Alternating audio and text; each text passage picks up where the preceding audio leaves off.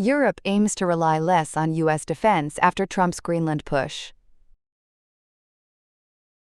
War with Iran would be an unforgettable lesson for Trump. Rubio visits Central Europe to bolster ties with pro-Trump leaders.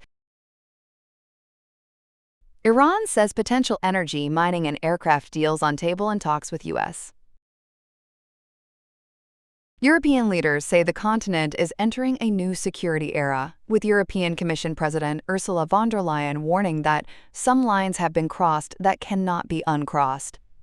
Speaking at the Munich Security Conference, officials highlighted growing uncertainty over the strength of transatlantic ties following President Donald Trump's return to the White House and his controversial proposal to annex Greenland. U.S. Secretary of State Marco Rubio attempted to reassure allies, saying Washington wants to work with Europe.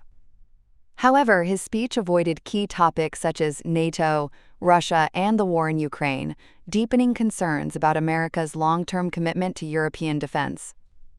With Russia viewed as an increasing threat and the war in Ukraine approaching its fifth year, European leaders pledged to accelerate military spending and reduce reliance on the United States.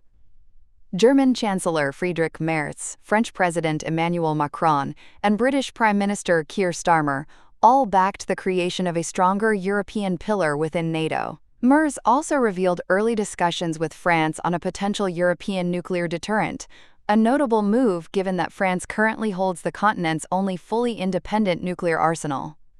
Defense budgets across Europe are rising rapidly.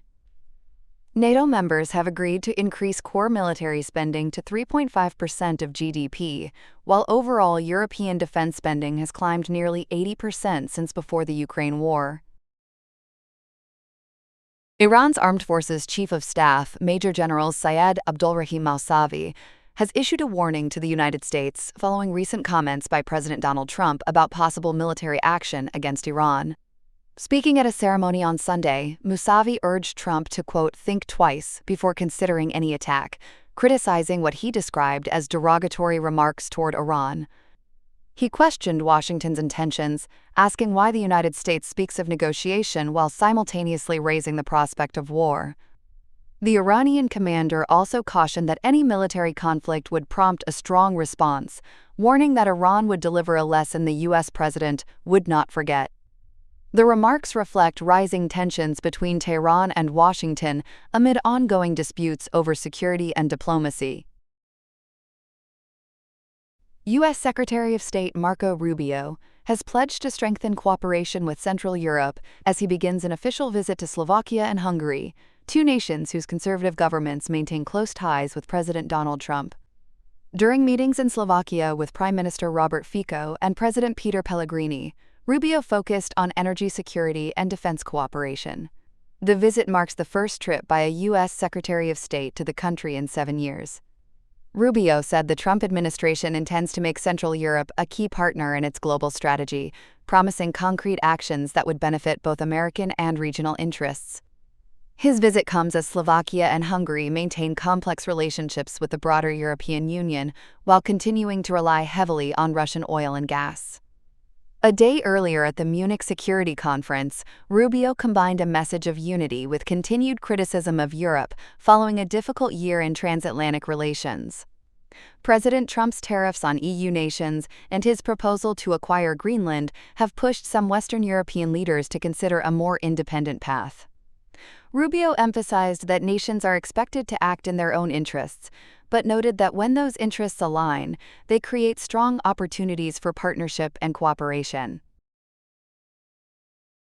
Iran says it is seeking a nuclear agreement with the United States that delivers economic benefits for both sides, just days before a new round of talks between Tehran and Washington.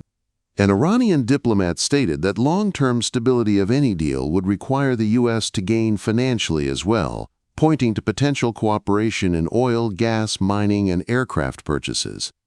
The renewed negotiations aim to resolve decades of tensions over Iran's nuclear program and prevent a possible military confrontation. The United States has already deployed additional military assets to the region, while emphasizing that diplomacy remains its preferred path. Secretary of State Marco Rubio said President Donald Trump favors a negotiated settlement, but acknowledged that success is not guaranteed. A U.S. delegation is expected to meet Iranian officials in Geneva, with Oman serving as mediator. Iran's foreign minister has also traveled there for discussions with international officials, including the head of the UN nuclear watchdog. Iranian leaders have signaled openness to compromise, including potentially reducing highly enriched uranium in exchange for sanctions relief. However, Tehran maintains it will not accept a complete halt to uranium enrichment, a major sticking point for Washington. Tensions remain high. Iran has warned it could target U.S. bases in the Middle East if attacked, while the U.S. continues to increase economic pressure. Reports indicate Washington is working to curb Iran's oil exports to China, which account for the vast majority of Tehran's oil revenue.